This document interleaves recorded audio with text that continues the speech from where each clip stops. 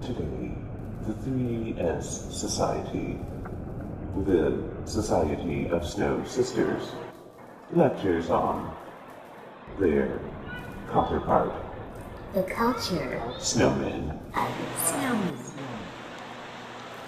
Obviously, our brothers are frozen nanomen, except that they don't come to Earth that way. Famine relief.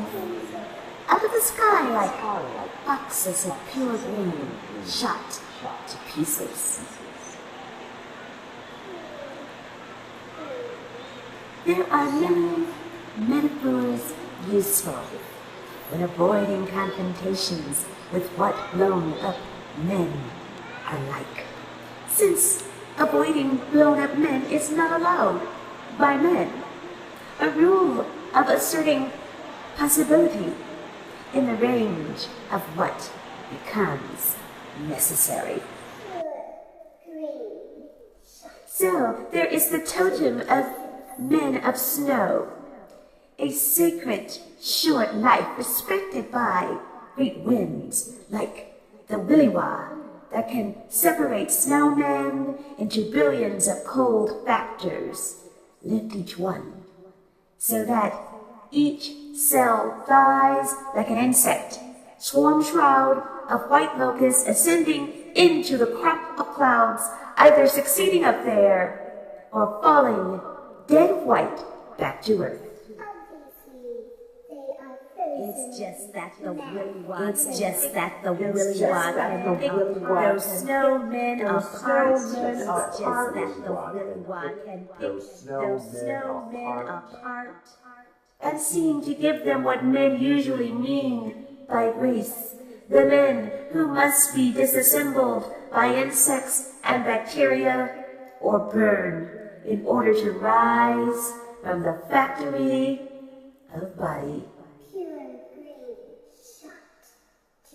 Snowmen experienced no re-entry tussle, as did historic astronauts, whose re-entry vessels were more like killer meteors than like snowflakes that seemed to favor matter transfer. Reduction to atoms, reassembled into banks and into men after arrival. Though of the available men, astronauts are the men snowmen most resemble.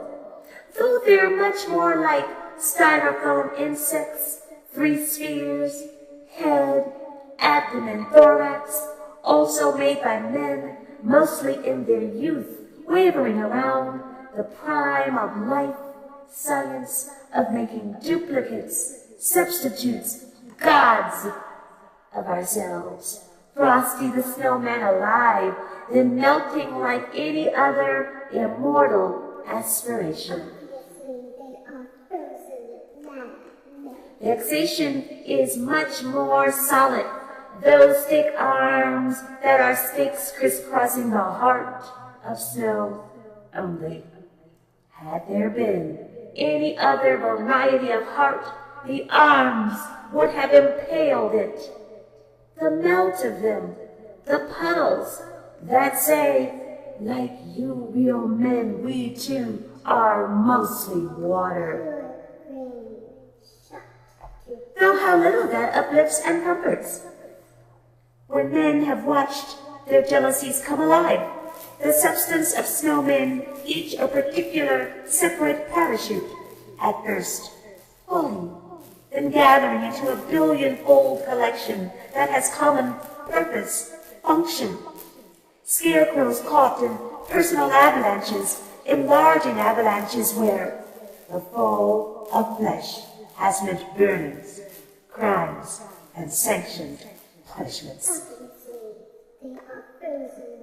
The fall has not improved the men that fell, even though they arose.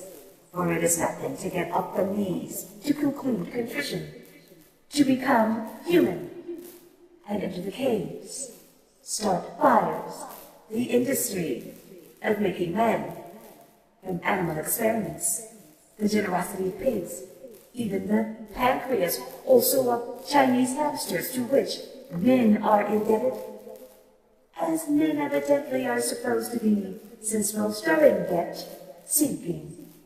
Except that, since we sink in space, the hell below is above earthly orientation too. The squall of snow proceeds from that. Snow drifts down a geese, crazed ones, devising ways to pluck with fervor and madness, mulct blizzards and hazards. Yet for all the frenzy, nothing binds the down that warns. Handfuls don't become moot balls and don't melt with the snowmen they may have decorated. The down as still as patch when winter misbehaves. Run 'em up temperature way up when winter should remain authentic downtime. Temperature, snow, prices of revealing swimsuits falling, light falling back, dark's portion larger, chopped wood going up in flame, distant snowman with marshmallows on his arm sticks, blackening edges like paper early in its burn, and it's all hickory air, the scent thick in everything. Almost a third dimension, new skin, as if to replace what burns away. As if to supply the flavor of being involved. Snow also fills gaps. Ground extends whitely to the windows. Pitched roof covered with uneven blank pages glistens while I wait for snow to fall solid, without space between, interlocked plates, gear flakes, before the landing resolves into mishmash that is shoveled, pushed, plowed, skinned. There are certain bears, certain snow leopards, cranes, certain albinos, and mutant colorless things, clear as bells, that could get lost in the substantial bellies of gluttonous avalanches of snowmen, who were not for the evidence of hooves, eyes, tongues. The rules of awareness, the rules of entry and exit, rules of cohabitation, rules of forensic investigation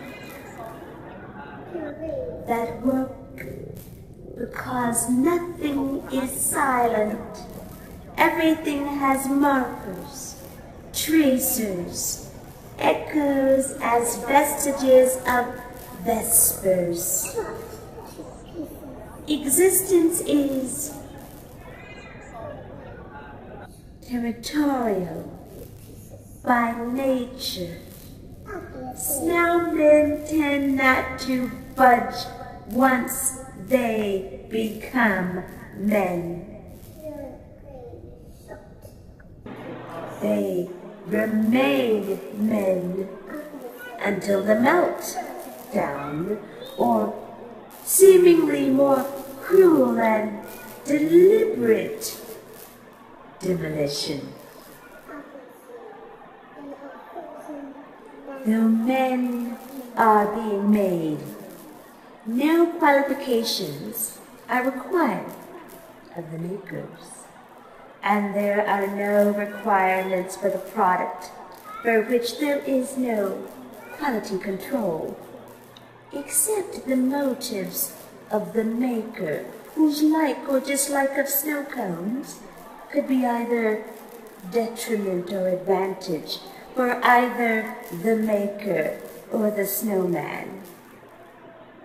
The making of anything includes the making of dilemma. Is the universe parallel, curved, distorted, like a perfect arrow that doesn't exist beyond theory, trying to nip everything, so that truth can't ever meet folly, each traveling uninterrupted in opposite directions, each claiming to move from past to future, one flat, one inflating and sagging like a saddle? Is it any of these? The birth of snowmen is nearly always at home. The death of snowmen is nearly always at home. They usually don't live long enough to have birthday parties. In places of permanent ice, men aren't made with the gusto and necessity of makers who must handle more radical temperature fluctuations. Though men everywhere make angels, often called other things until metaphor makes angel possible. And there is really no other way that anything can be possible, especially astonishing reversals.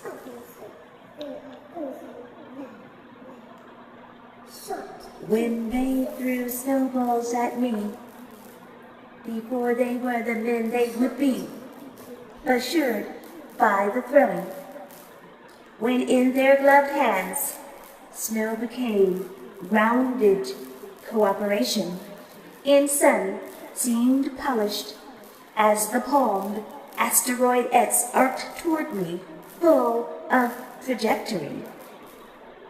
I was in the middle of the making of universe, yet could not grab.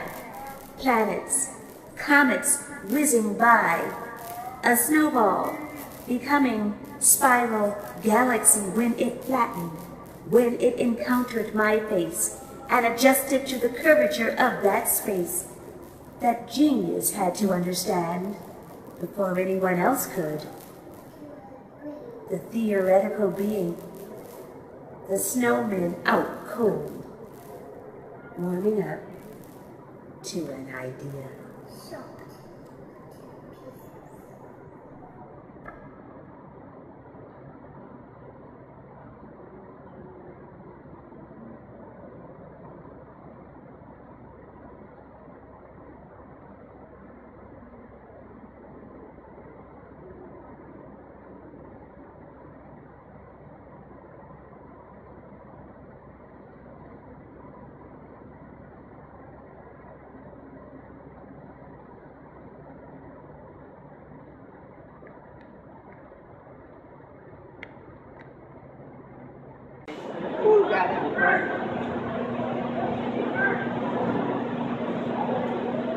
Make a nice coat though, with an ostrich skin coat.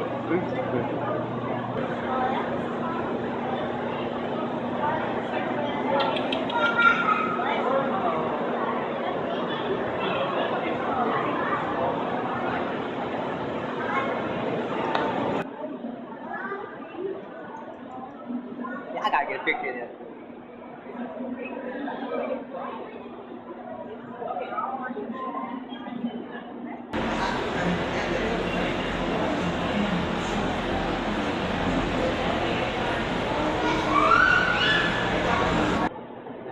What going to do if you wear the kind of ostrich? Well, you can tell that it's angry. Take it one big head, yeah.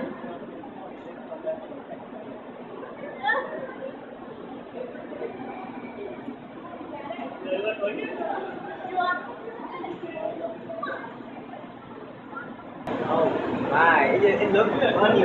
Wow. Oh god. And make a nice coat. I'm sorry to talk about that like that. Wonderful.